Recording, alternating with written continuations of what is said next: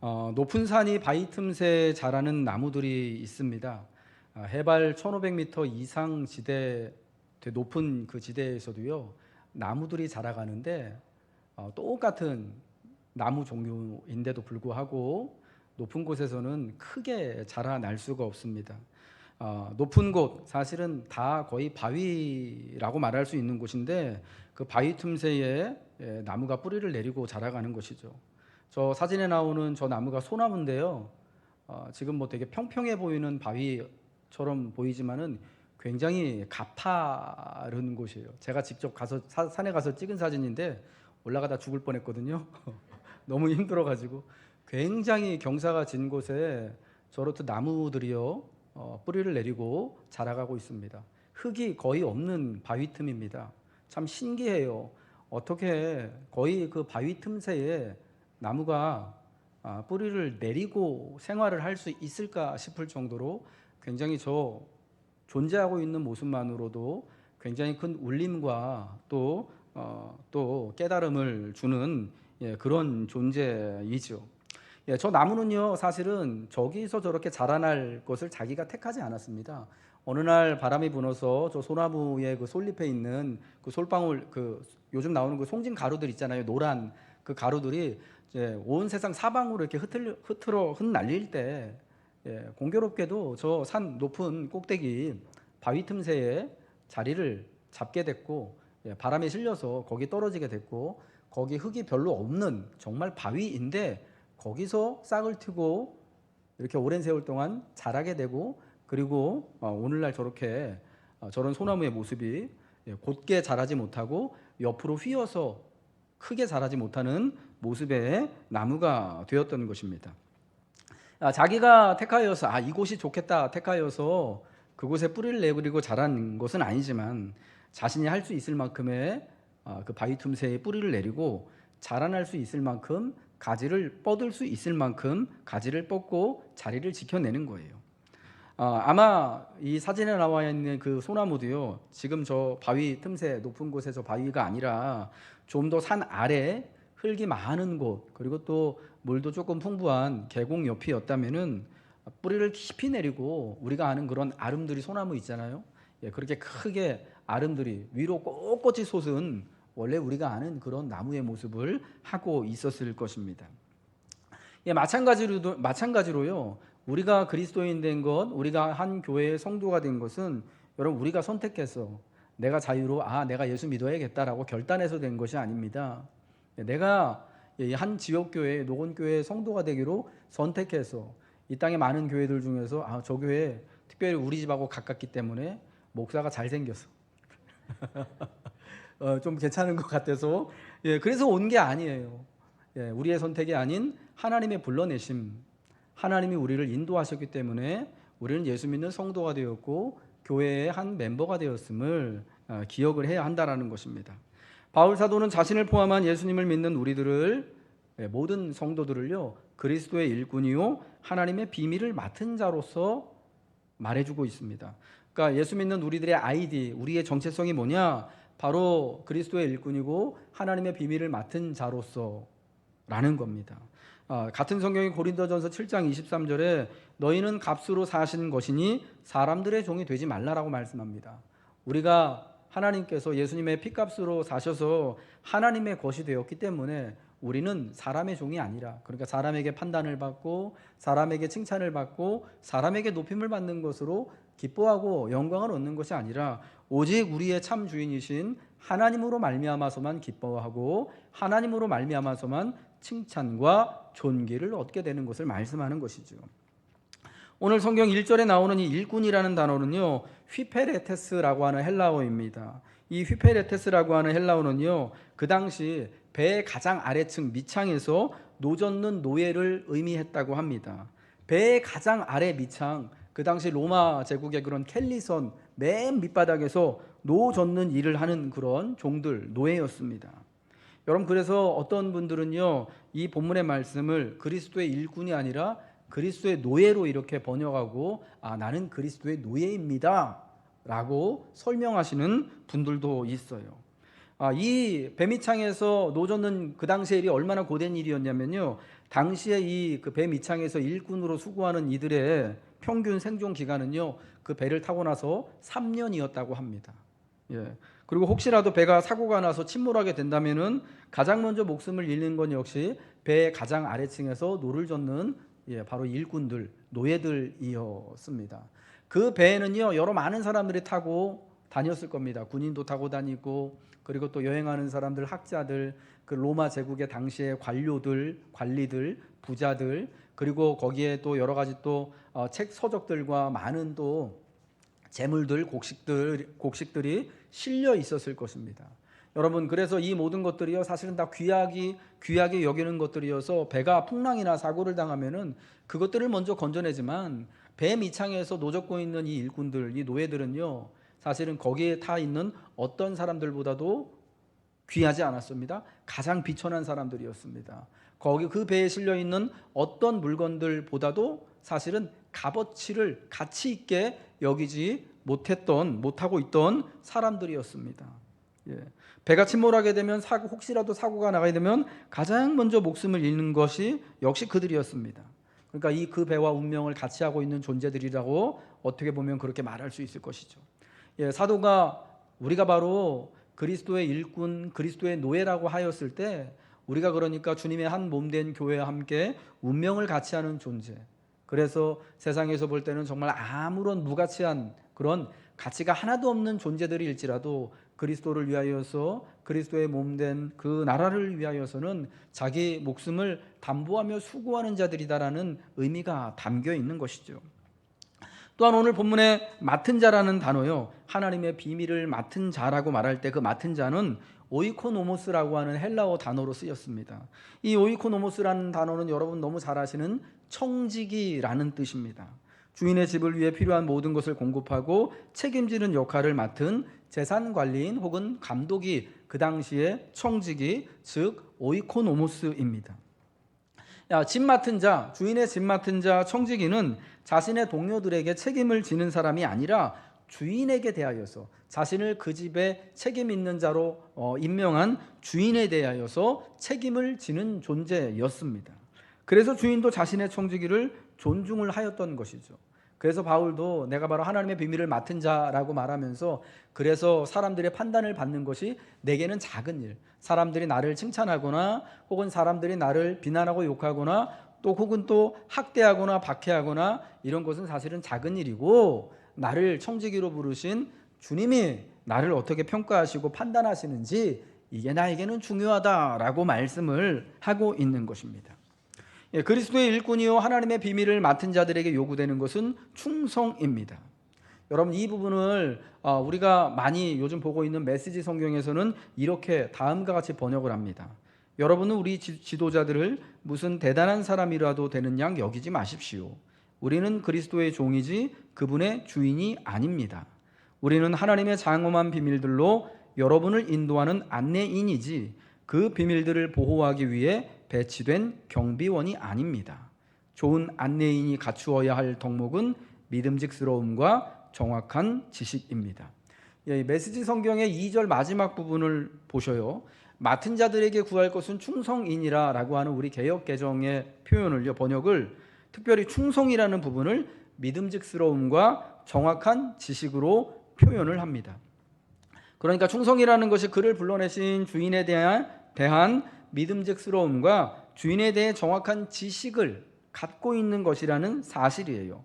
우리들 그리스도인의 충성은 우리를 불러내셔서 귀한 하나님 나라의 일을 맡겨주신 예수님에 대한 정확한 지식을 기반으로 주님이 우리를 판단하셔서 칭찬하시는 그때까지 믿음직스러움을 다하는 것이 바로 충성이다라는 것입니다. 여러분, 그래서 우리는 우리 성도에 있어야 할 자리가 어딘지, 우리의 포지션이 어딘지를 오늘의 본문을 통해서 다시 한번 되새겨 보아야 하는 것입니다.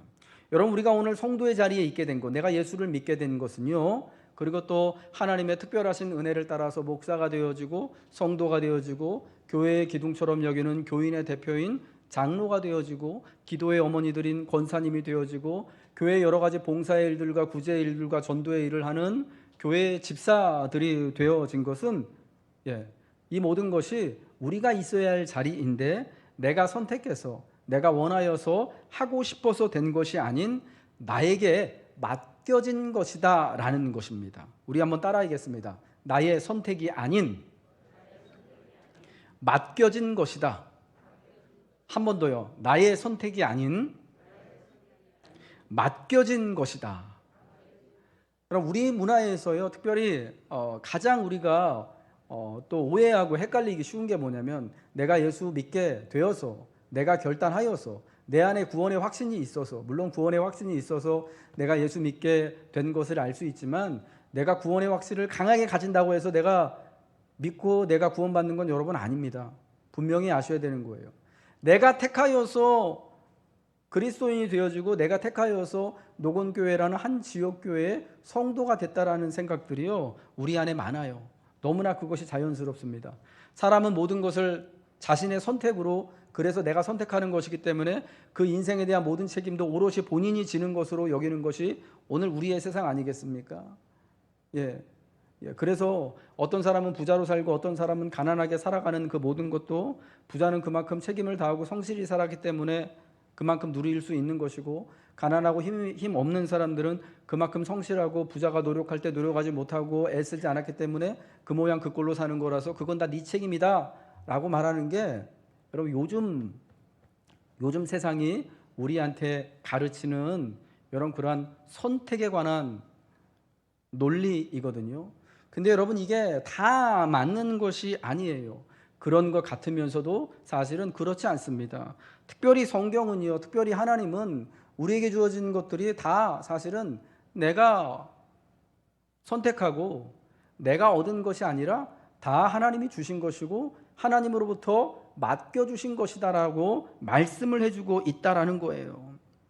예수님으로 말미암아 하나님의 자녀가 되는 것, 그리고 그분의 긍휼하신 은혜를 따라 그리스도의 짐 맡은 청지기로 하나님의 비밀을 맡은 자로 되는 것은, 내가 결정해서 어느 날 내가 예수 믿겠습니다, 하나님 제가 자녀 될게요, 나를 자녀 삼아 주세요 해서 되는 게 아니라는 거예요. 하나님 내가 목사 될게요, 하나님 내가 장로 될게요, 내가 교회에서 하나님 내가 이만큼 사회에서 이만큼 영향력이 있으니까 교회에서 열심히 구제하는 집사 될게요, 열심히 기도하는 권사 될게요.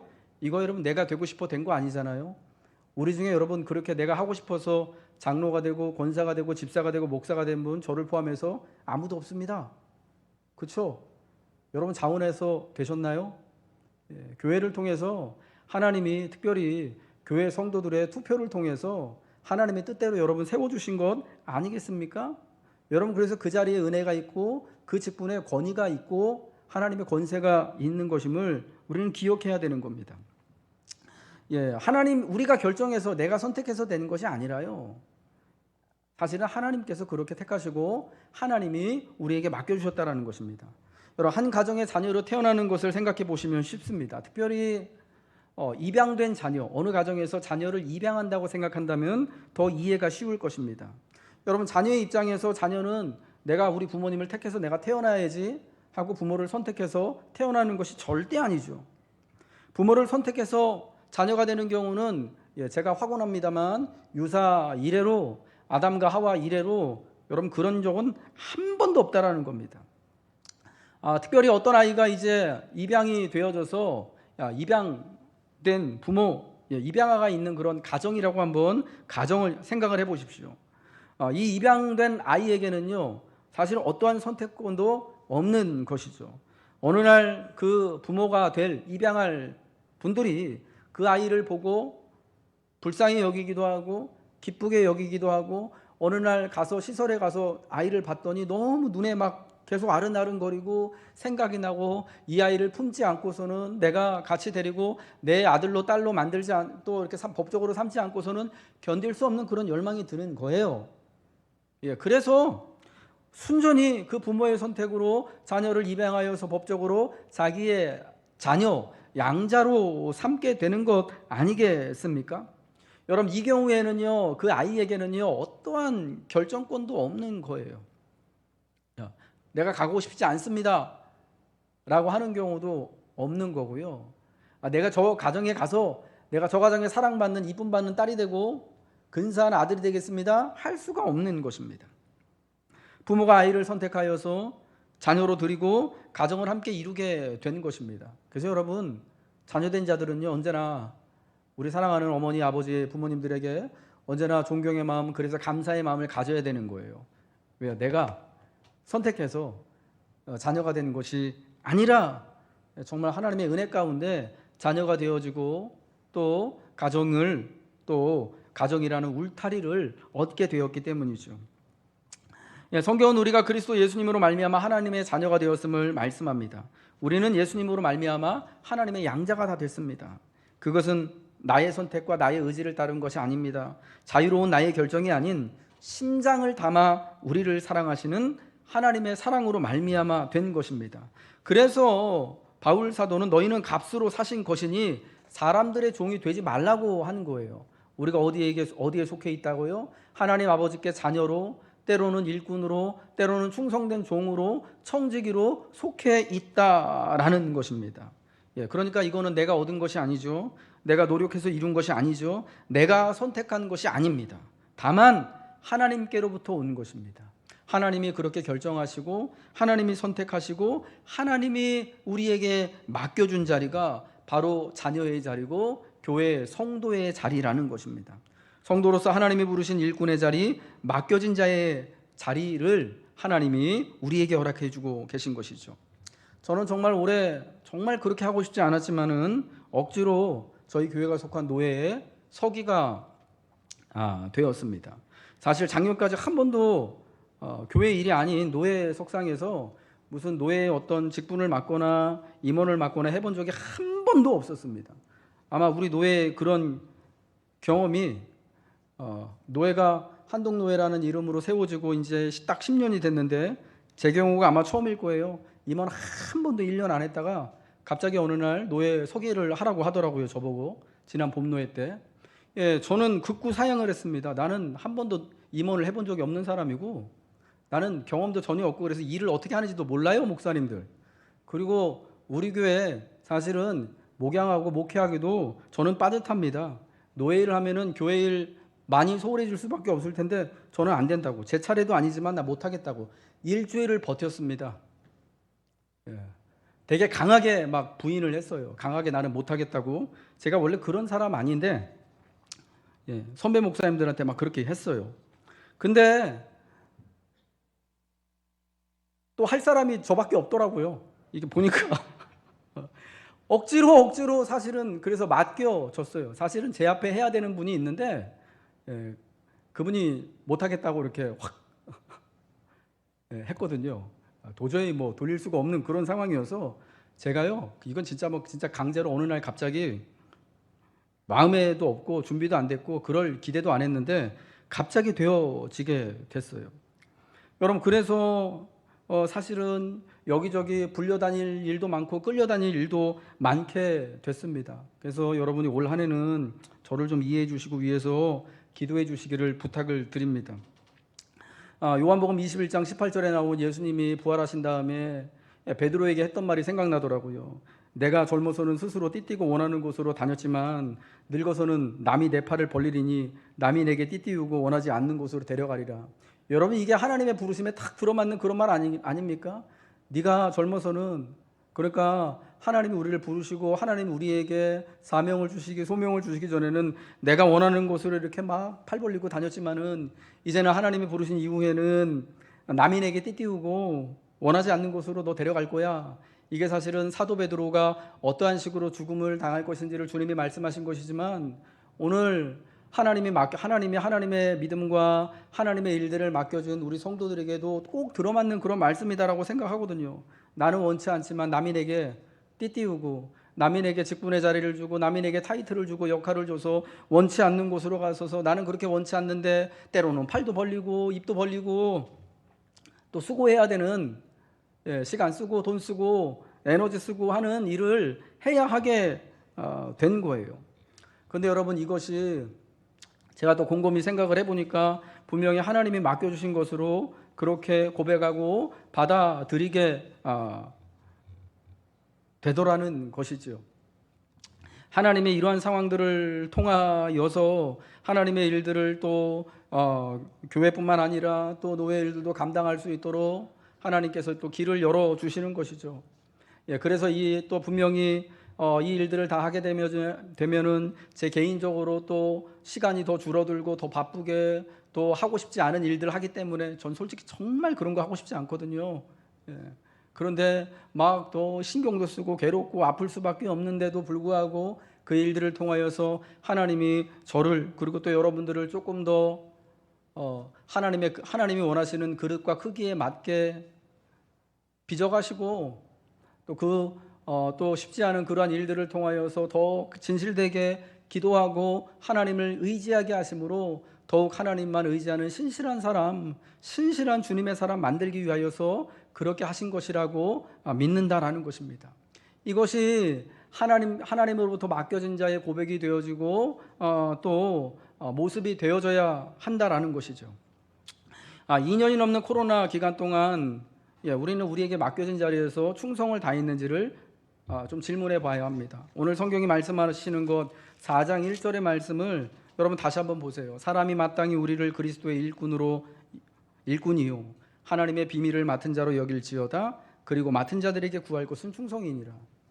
사람이 성도가 마땅히 우리를 그리스도의 일꾼이요 하나님의 비밀을 맡은 자로 하나님의 집의 청지기 오이코노모스 그 청지기로 여기라고 말씀하셨습니다. 그리고 그 맡은 자들에게 구할 것은 충성이라고 말씀하실 때 여러분 그리스도의 일꾼으로서 지난 2년 동안 어떻게 지내셨습니까? 하나님의 집 맡은 청지기로서 정말 하나님께 온전한 지식을 따라 믿음을 지키며 충성하셨습니까?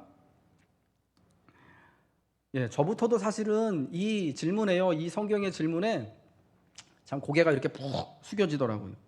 우리는 예배의 자리를 온전히 지키지 못했습니다. 일꾼의 자리를 지키지 못했습니다. 하나님의 집 맡은 청지기로서의 맡겨진 자리에 있지 못했습니다. 여러분 코로나라는 전염병으로 인해서 비상한 때에 비상한 일이 일어나게 되어서 그렇죠. 근데 저는 이 기간을요 코로나 안식년 기간이었다라고 여러분에게 말씀드리고 싶습니다. 코로나가 오기 전까지 교회 안에서 여러 가지 맡겨진 봉사의 일들로 예배의 수고로 기도의 수고로 얼마나 많이들 수고하고 계셨습니까? 근데 여러분 한국교회 안에서 성도들이 성경에서 말한 안식년이나 안식의 개념을 우리가 사실은 여태까지 못 누려오지 않았습니까? 교회가 한국 교회는 어느 교회보다 열심히 충성하는 교회와 교인들이 있잖아요. 그런데 이 코로나 팬데믹 상황에서 예배를 포함한 교회의 모든 맡겨진 일들, 봉사의 일들, 사역의 일들이 꽤 오랫동안 중단되고 우리가 원하진 않았지만 그래서 강제적인 휴식을 2년 넘게 가지게 된 거 아니겠습니까? 역대하 36장 21절에 보면요 바벨론의 침공으로 멸망당한 유다와 예루살렘에 하나님께서 그 땅에 안식년을 주셨다라고 말씀합니다. 우리 한번 성경 역대하 36장 21절을 같이 읽겠습니다. 시작. 이에 토지가 황폐하여 땅이 안식년을 누림같이 안식하여 70년을 지냈으니 여호와께서 예레미야의 입으로 하신 말씀이 이루어졌더라. 여러분 바벨론 침공을 당해서 예루살렘이 무너지고 성전이 다 박살났습니다. 그리고 그 땅에 살고 있는 수많은 유대인들이 하나님의 백성들이 다 바벨론 포로로 끌려갔습니다. 그런데 성경이 뭐라고 말씀하냐면 그 사건을 이에 토지가 황폐하여 땅이 안식년을 누림같이 안식하여 70년을 지냈대요. 여러분 바벨론 포로로 사로잡혀간 그 사건이 유다와 예루살렘에 망한 그 사건이요 하나님이 그 땅에 안식을 주신 사건이래요. 왜 이렇게 말씀하시는 것입니까? 여호수아와 이스라엘 백성이 가나안 땅을 정복하고 정착하여 살아오던 시대부터 유다와 이스라엘에는요 사실은 다 한 번도 제대로 된 안식이 없었습니다. 하나님이 신명기의 법으로 매 7년마다 6년 이후 7년마다 안식년을 가질 것을 명하셨습니다. 그런데 이게 한 번도 제대로 지켜지지 않았습니다. 더군다나 7년이 7번 지난 50년째 해는 큰 안식년, 희년을 선포하라고 말씀하셨습니다. 여호와의 희년. 이때가 되면은 원래 자기 가족이 분배받은 땅을 혹여나 나중에 이제 빚 때문에 이런 이유로 인하여서 남에게 저당 잡히고 팔아버린 그 땅을요 원래 가족들에게 다 돌려주는 그 해입니다. 그리고 혹여라도 또 살다가 보니까 이런저런 형편 때문에 자기 형제의 종이 된 유다의 사람들을 원래 다시금 자기들의 신분 자유인이 되게 하는 여러분 그때가 바로 희년의 때예요. 50년마다 찾아오는 희년.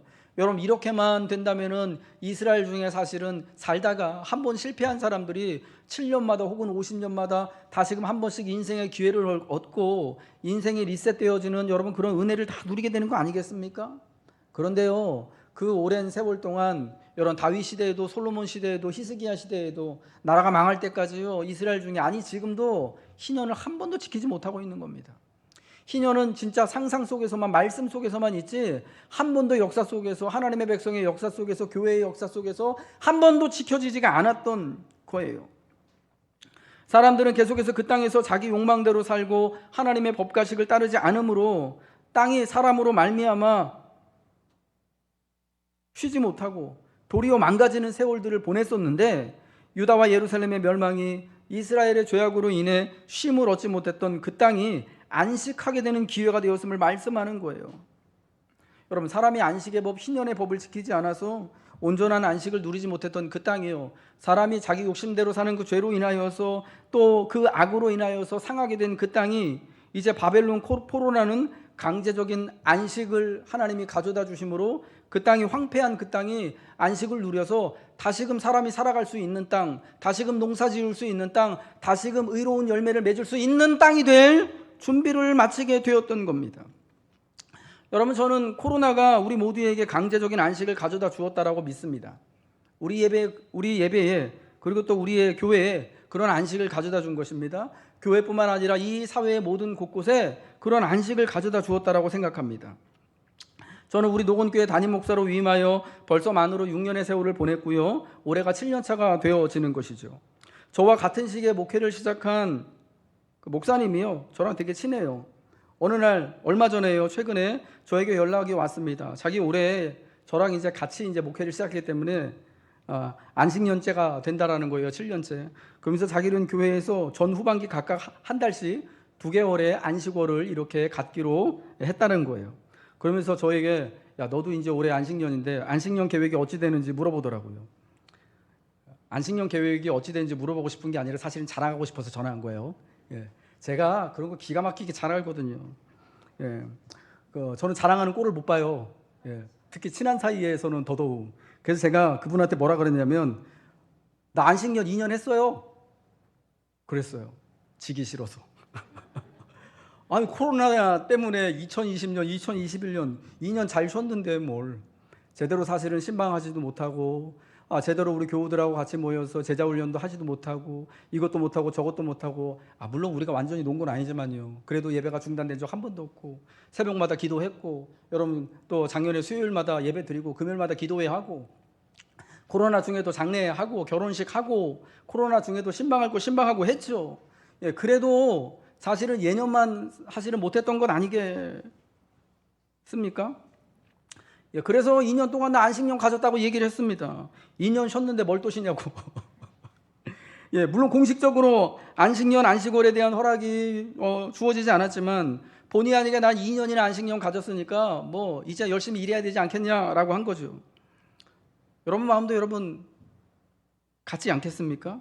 여러분도 같이, 저와 같이 그렇게 여기셨으면 좋겠습니다.